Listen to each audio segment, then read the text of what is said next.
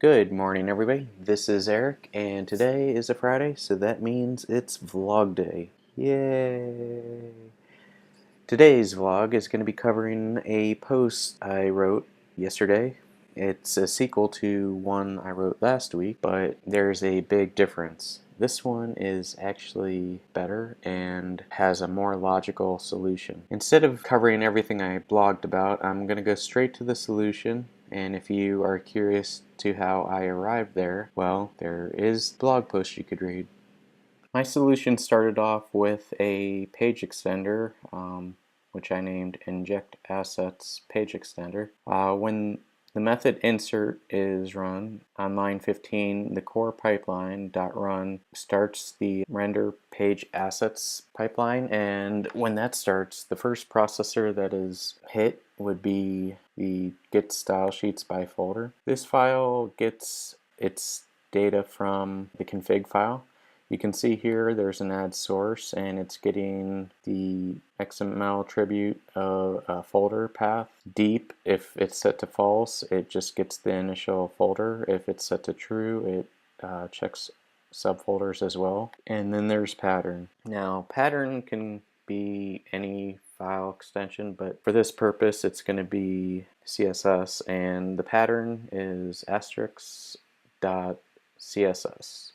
For JavaScript, it would be *.js. For both of them, it would be those two things separated by a comma. I'm not going to be focusing on the JavaScript, so our examples would be all using CSS. In the pipeline, this is how the Get Style Sheet by folder processor looks. Pipelines node, and then in render page assets. And between the processor tags, we have additional nodes, sources, and there's the add source that's important in the code. And you can have as many source lines as you want. I only have one because I only need one. And I define the folder's path. I set deep to false, and the pattern is CSS. Now if we look at the code some more, I am calling the retrieve files from directory method, and in that I am looping through the sources. I need to get the full map path of the folder so I can make sure it's valid later on. I also split up the patterns just in case there's multiple, and it passes these variables to the retrieve files. First thing it does is check to see if the directory exists. If it doesn't, it exits. If it does exist, it continues on, loops through the patterns. Then it calls directory.getFiles. It passes in the folder path, and it also passes in the pattern. Unmapping the file path is actually really important, and it should be done in this step, and I do it in this step. If I don't unmap it, the path will end up being c:/inetpub/www root and etc., and that's not good. So this returns it to be relative to the application's root. Next, I am making sure that the file paths collection does not contain the unmapped path, and then if it doesn't contain it, I add it. If I don't make this check, I'll end up with like 10 the same style sheet file, and that's not good either. If I happen to set deep to true, it'll pass this check right here and then enter this recursive call and check the subdirectories and its subdirectories until there's no more subdirectories. And probably the most important line in this file is line 22, where I add the file paths collection to the args.file path. This is important so I can pass it on to the next processor, which happens to be Get Style Sheets by file. This is slightly different from the previous file. The previous Get Style Sheets got the folder and then gathered up all the children in that folder that were CSS files and added them to a collection. This is different. It is getting them one by one. In the config, it starts on line 14. I have a style sheets, and then this is important, add style sheet, and then I define the path, and I don't need any other variables. All I need is the path. If I was to add JavaScript functionality, I would do this a little different, where instead of it saying style sheets, it would most likely say scripts or JavaScripts or something to that nature. Back in the code, I retrieve the files, and this I pointed out to you, add style sheet. This gets the path from the config attribute. So I loop through the style sheets, I get the full path of the file, I check to see if it exists. If it does exist, I unmap the path so I get a relative path, and then I do the same check as I did in the other file. If the unmapped path does not exist in the collection, I add it. If it does exist, I don't add it. That way there's only one of each file name. And as in the previous example, this is the important line.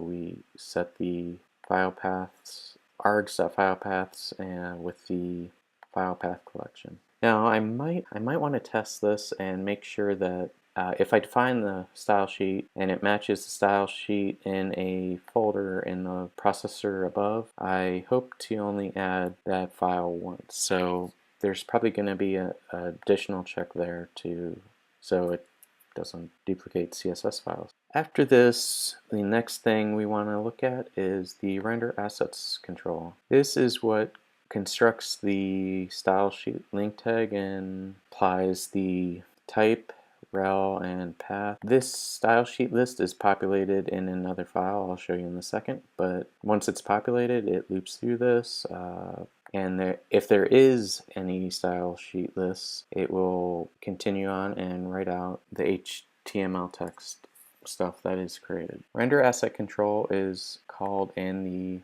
assign page assets to control processor, and it's pretty basic. I instantiate a new render asset control. I assign the args.filepaths collection to the style sheet collection. Now it gets populated and it creates the HTML tag for the style sheet. Now it's time to go back to the PageExtender. This is where the magic happens basically. All the processors are done. It goes down to line 16 and we pass in the control to this method.